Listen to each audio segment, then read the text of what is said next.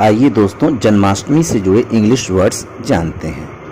अवतार को इंग्लिश में इनकारनेशन कहते हैं। इनकारनेशन मीन्स होता है अवतार, जैसे कृष्ण ने अवतार लिया था।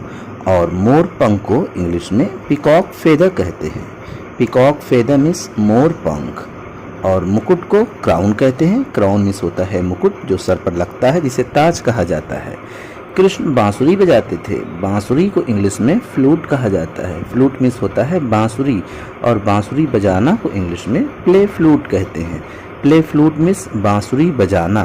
फॉर एग्जाम्पल, मुझे बांसुरी बजाना नहीं आता। I don't know how to play the flute. पोशाक को इंग्लिश में अटायर कहते हैं। अटायर मीन्स होता है पोशाक। जन्माष्टमी के दिन अलग तरीके की पोशाक लोग पहनते हैं। पालना को क्रेडल कहते हैं। क्रेडल मीन्स होता है पालना। पालना मीन्स झूला, और ऐसा झूला जिसमें पलंग लगी हुई हो, और उसे झुलाने को इंग्लिश में स्विंग कहते हैं। स्विंग मीन्स होता है झुलाना। कृष्ण को बचपन में माखन चोर भी कहा जाता था। माखन चोर को इंग्लिश में बटर थीफ कहते हैं। बटर थीफ मीन्स माखन चोर।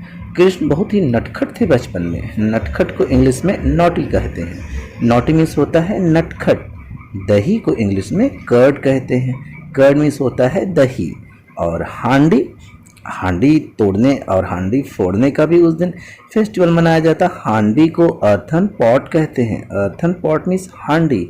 और भक्त को ड्योटी कहते हैं। ड्योटी मीन्स होता है भक्त, और भक्त अपनी भक्ति में लीन रहते हैं। भक्ति को इंग्लिश में डिवोशन कहते हैं। डिवोशन मीन्स भक्ति। आधी रात को जन्माष्टमी मनाना शुरू किया जाता है। आधी रात को मिडनाइट कहते हैं। मिडनाइट मीन्स आधी रात। प्रसाद को इंग्लिश में ऑफरिंग कहते हैं। ऑफरिंग मीन्स प्रसाद। प्रसाद चढ़ाना को ऑफर द ऑफरिंग कहते हैं। ऑफर द ऑफरिंग यानी प्रसाद चढ़ाना। फॉर एग्जाम्पल, मैंने प्रसाद चढ़ाया। I offered the offering. I offered the offering. माला पहनाई जाती है। माला को इंग्लिश में गार्लैंड कहते हैं। गार्लैंड मीन्स होता है माला। आरती भी उतारी जाती है। आरती उतारना को इंग्लिश में ऑफर द आरती कहेंगे। ऑफर द आरती मीन्स आरती उतारना। व्रत रखते हैं कुछ लोग। व्रत रखना को इंग्लिश में फास्ट कहते हैं। वैसे इसे ऑब्जर्व फास्ट भी कहते हैं, कीप फास्ट भी कहा जाता है। फॉर एग्जाम्पल, मैं कल व्रत रखूंगी। आई विल कीप फास्ट या I will observe fast tomorrow. दोनों ही सही है। दोस्तों, इस तरीके से ढेरों इंग्लिश वर्ड्स आपको पता चल गया जन्माष्टमी से जुड़ा हुआ। कमेंट करके आप ये बताएं शंख को इंग्लिश में क्या कहेंगे। फिर मिलते हैं नेक्स्ट वीडियो में। शुक्रिया दोस्तों।